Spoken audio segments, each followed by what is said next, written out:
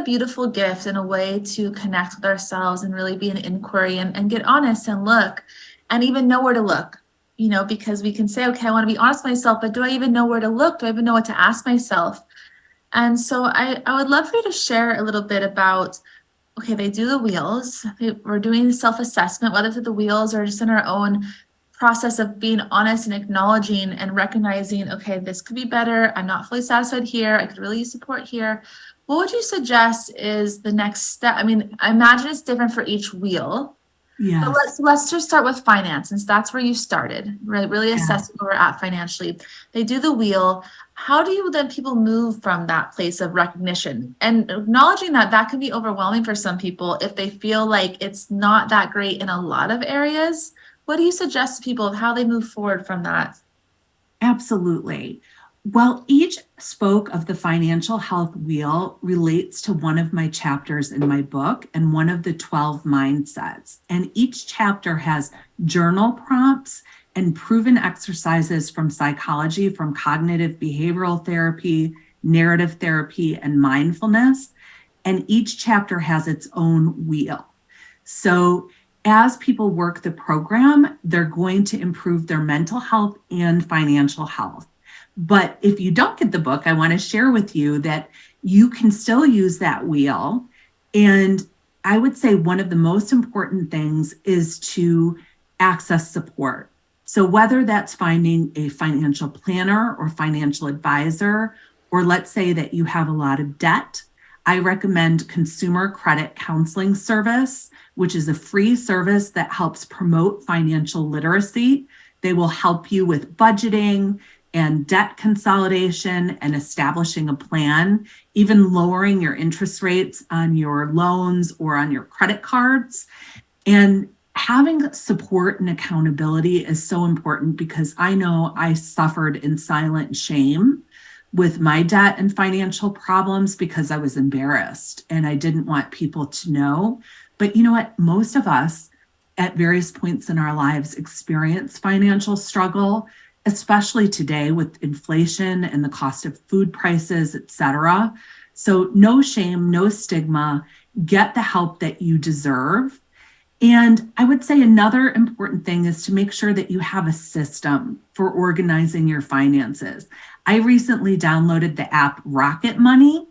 And at first I thought it was kind of a scam because you have to connect with all your financial institutions, but it's amazing.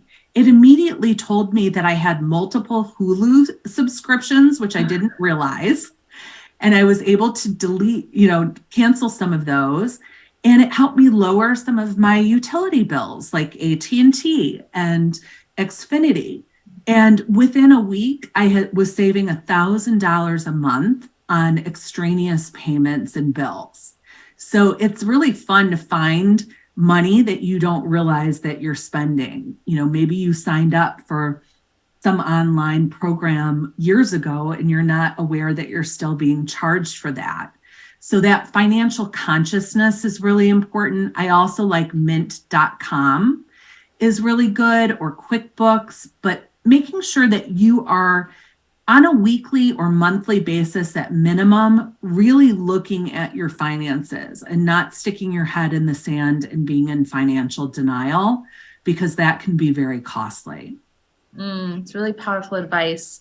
And we have people in the audience of all different financial levels. But what would you say to the person here who has a lot of reluctancy and resistance to getting in relationships, their finances? They're traditionally a little bit unorganized and can even sometimes feel overwhelmed by getting in connection. Like what's a mindset shift, right? Let's inspire those people into a new way of relating such that it feels more fun and less of like there's different reasons, right, why different people would have that experience, but I see it a lot, especially with women in particular. There's a really common avoidance tendency. And so just speak to those people in our community a little bit. Oh my goodness. I'm with you. I mean, I am a recovering person from that perspective. And I remember I used to cancel my meetings with my financial planner because I had so much anxiety when we had those meetings, and I was embarrassed and stressed out. I felt like I was going to have a panic attack. And I wish I could go back and tell myself to relax and that what I was experiencing was normal and temporary, and that help is available and effective. And that I think it's important for us not to define our worth by our bank accounts or our financial standing. Our worth is innate and it's internal, and we are all infinitely deserving of financial prosperity. And once you know that, and you get out of this blame game of blaming whether it's yourself or your parents or the economy or the government, and you become financially empowered, that's going to change your life. So it takes some courage. It's uncomfortable. It's, to me, it's like getting on the scale. I don't always like what I see, but it's important to know that we want to be conscious so we can address our health. And I think having support, having accountability, like I love having an accountability partner. So if you've got a friend who also wants to work on their finances, talk with them regularly. Have a weekly phone call for 20 minutes or 30 minutes and check in on how you're doing. You will help each other. I'm currently working the Noom program to eat better, which is sort of a weight loss health program. And I'm doing it with one of my friends. We're sharing our food logs, and it keeps us accountable, and we can support each other and laugh with each other and help each other in the process. It's very normalizing. What my sense is that no matter what, that's by your charts. What are they called? Wheels. No matter what wheel, no matter what aspect of life we're looking at, that the amazing step to take, no matter what area, is to get support. And Jax, my last guest, said the same thing, more or less, that like one of the most important keys to resilience is actually to have support and have accountability. And can I just say, everybody, that my will can only go so far, but as soon as I put accountability into whatever I'm up to, it's like my willpower is exponentially higher. There's something embedded in all of us where accountability and connection in whatever we're doing, it makes it more fun, it makes it easier. And there's just something about being accountable to something or somebody outside of ourselves, especially if we're entrepreneurs and we're not really accountable to bosses, or we're like really the leader, sovereign leader of our life, which so many of us are, which is beautiful. But then who are we accountable to other than ourselves? And it can be easy to make a promise and break it, or have an intention, but not really move towards it. And the thing with accountability is not only does it hold you to account because there's a commitment, but it also opens up energy. So in this realm of financial, one of my dear friends and I, we read at the same time Think and Grow Rich, and we would have conversations about it.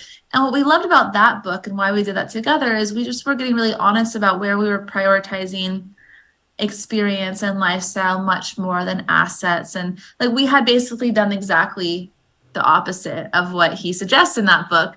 And it just one methodology, but it was great for her and I to help each other see of like where we were making decisions and choices and whether they actually felt resonant and good. And so we just have these conversations, and it made it a lot less, I felt a lot less bad about myself that I had chosen a different path, because we would basically be able to acknowledge where we wanted to change and also celebrate that we also liked the choices we made also. Awesome. Yes, when we share with others, it's normalizing, it's validating. We can exchange insights that help each of us grow and learn. And going back to your previous point, Charlene, about people being money avoidant, that's actually one of 4 money scripts. And you're right, many women are money avoidant. Many people in helping professions are money avoidant. And we want to work toward money vigilance, which is when I speak for CPAs and financial people, they more often fall in money vigilance, which is the healthy money script. And so, it is about having support and accountability. And I mentioned having a name for your financial life. And my name for my financial life in my 30s would have been Penny. And she was exhausted and depleted. I was embarrassed of her. I didn't talk to anyone about her. I expected a whole lot out of her without nurturing her at all. And she was on life support. And now I think of my financial life as prosperity. And I take her very seriously because she is a reflection of my own health and well-being.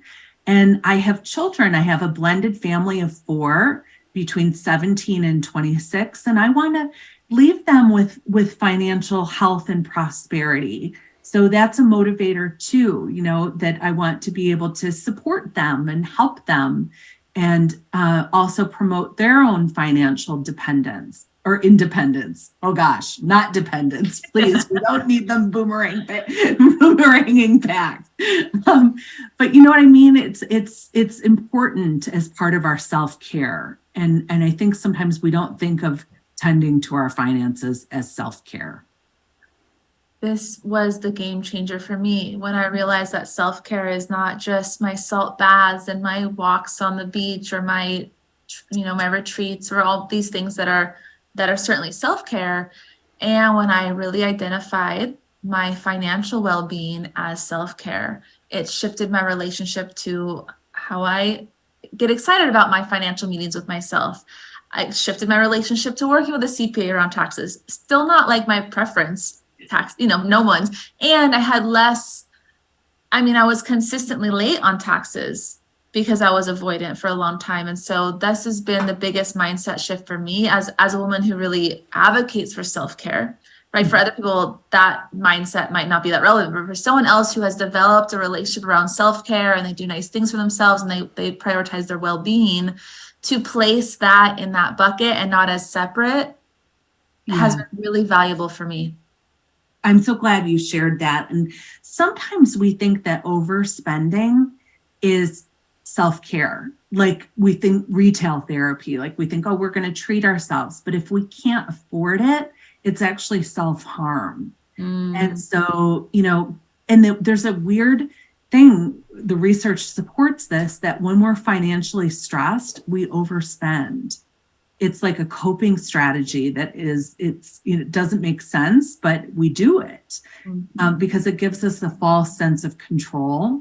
So again, it's all about balance. And when we have that accountability, it helps keep us honest with ourselves and treat ourselves within our means. And it's really becoming our own loving parent. If we love ourselves, we want us to have insurance. We want us to have savings and investments for the future, for our retirement. We want us to have, a nice home, or the ability to travel, or the ability to educate ourselves more. And so another piece that's important is financial literacy. You mentioned Think and Grow Rich. I also like Jen Sincero's You're a Badass at Making Money. Mm-hmm. And I also recommend Louise Hay has an audiobook from the 1980s. And you might think it's cheesy when you first listen to it, but it changed my life. And it's called Receiving Prosperity. I listened to it over and over again when I thought I was going to have to file bankruptcy. And what was interesting is she has you imagine how much money you are willing to receive. And I listened to her audiobook and I said, I want $2 million. And my CPA, who I had just handed my QuickBooks file to, and I was crying because I thought he was going to tell me I was going to have to file bankruptcy, came back and he said, Joyce, I ran the numbers, and your business, even though you're in debt, it's worth $2 million. That exact figure. Isn't that wild? So I love that. Isn't it what crazy? A story. What I love about this, and this is a beautiful way to wrap, is there's a combination here between mindset and belief, and call it quantum physics, call it esoteric, like the part that's not quite physical or explainable, but has real implications, combined with you had a CPA, you had an accountant, you were getting in a relationship, you were getting organized, you were getting an evaluation. And so it's not either or, right? I talk a lot about mindset and meditation, but it's also from that place. The thing is that I bet that doing that visualization, that meditation regularly had it feel easier to take those actions. Like, had you go get a valuation, right? It becomes less, because it's not without action. You don't just sit there and say, I want $2 million, I want $2 million. It's like, and train that, right? And then I act accordingly. Exactly. You have to Versus do I'm the broke, work. I'm broke, I'm broke. You're going to act accordingly to that. Yes, exactly. Exactly. So I love applying mindfulness to money. So I believe very much in meditation and connecting with the breath. I'm a yogi. I practice yoga regularly. All of that helped me transform my financial life and cultivate both mental and financial resilience, which is the ability to move through challenges, bounce back, and thrive and prosper. Thrive and prosper. It's so beautiful. I just want to wrap with my own version of this story. So in 2016, I had just closed the doors on a failed startup. I was in a really tough financial place because I had not only invested all of my liquid assets into it, I had been paying my own salary for 2 years. I never took anything from the business. I learned a lot from it. I would never do it like that again, but I was young and I didn't know better. I mean, financial literacy is something I'm always developing because I wasn't given it by my parents and didn't think to go get it until I had so many challenges. So failed startup, I'm in a lot of debt. I burned through a lot of money in a couple of years to not have anything to show for it. And I really wasn't sure what was next. What I did do is I started leading a program. It was in person in LA called Art of Ritual. And one of the rituals that we were doing regularly as a group was around prosperity and attracting and aligning with prosperity. And I created a ritual around it in a prayer, similar to probably what Louise Hay's thing is. And I had an amount for that year, but I had no idea. That was a little stream of revenue, but I had no streams of revenue. Like I was all in on one thing that just failed. And I couldn't even believe it, but I can't. It was just so amazing. That number that I put basically within $10,000, which was more than this number too was more than I'd ever made in a year yet. So it was a stretchy number, but not ridiculous. Well, my first company sold that year and I was no longer running this company. So I wasn't looking for an exit. It wasn't even on my radar. And we sold the company that year and I got the amount that was in my manifestation. And I was like, all right. And I was good. And then I had what I needed. And it affirmed to me, okay, there's something that's working in the unseen. And I just want to encourage everyone to be in that marriage, that union of both. So thank you so much for this incredible conversation and for your beautiful gifts. Everybody go and download these wheels. If you're watching the replay, you'll see the link shared with this presentation. This has been such a great conversation and I know a really important conversation for many here. So thank you so much, Joyce. Thank you, Charlene. And I just adore you and honored to be with you today. So thank you. Bye, everyone. Wish you the best. It's been so good. Thank you so much, Joyce. Wow, what a beautiful, clear presentation and invitation. I'm watching all the chats, so if you want to reflect anything, do you need to get into better relationship with your finances? And again, those wheels and this invitation is beyond finances.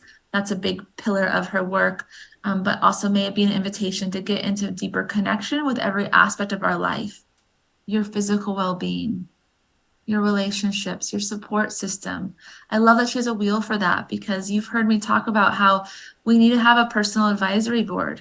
Especially the more we serve, the bigger our life gets, the more support we need. Yeah, tending to my money is self-care. It is. It is. And tending doesn't mean that all of a sudden you start to clamp onto it because you see there's not a lot. Actually, as you get into a relationship to it, and you breathe and you practice breathing with it, and then you will get inspired to create more too. If you're like, okay, I can see I don't quite have the amount I want to be able to have the levels of support I desire and have all this. Okay, God, how could I create more?